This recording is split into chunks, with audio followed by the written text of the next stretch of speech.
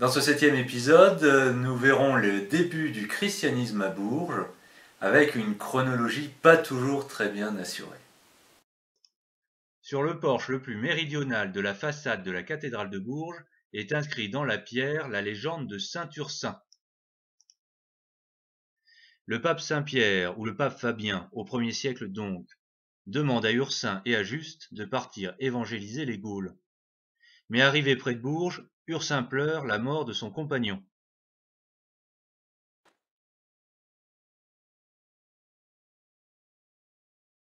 Dès lors l'endroit s'appelle Saint-Just, ou Saint-Just.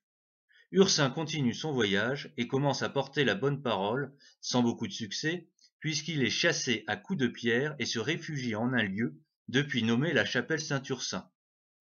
Mais persévérant, il revient et arrive à convaincre le gouverneur Léocade à lui donner sa maison pour construire une église. Historiquement, nous savons certaines choses grâce à Grégoire de Tours, qui vécut au VIe siècle, et qui, dans la gloire des confesseurs, parle de saint Ursin comme du premier à avoir annoncé les évangiles à Bourges. Mais sa parole fut bientôt effacée. Dans l'histoire ecclésiastique des Francs, il évoque qu'un disciple de 7 évêques, envoyé par le pape à la mi-IIIe siècle, vint établir une communauté à Bourges qui devait, elle, subsister. Mais il ne nomme pas Ursin. Cela pose alors quelques problèmes chronologiques. Quand a effectivement vécu Ursin?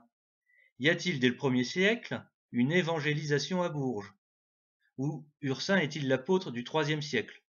Enfin, l'évangélisation ne s'est-elle pas plutôt passée au IVe siècle, sachant que Léocade était l'arrière-arrière-grand-père de Grégoire de Tours, comme il nous l'apprend lui-même?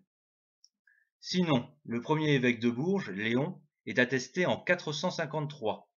L'auteur latin Sidoine Apollinaire nous apprend aussi l'existence de l'évêque Simplice. Ostrégésile ou Outrille et Sulpice II furent des évêques marquants. Ces personnages marquèrent la topographie berruyère. Ainsi la cathédrale serait à la place du palais de Léocade. Un moine, Hercule, pour remercier saint Martin, fonda Saint-Martin-des-Champs. Il retrouva le tombeau de saint Ursin au VIe siècle et l'emmena dans une église qui s'est appelée depuis Saint-Ursin. C'est la place Montaigne actuelle.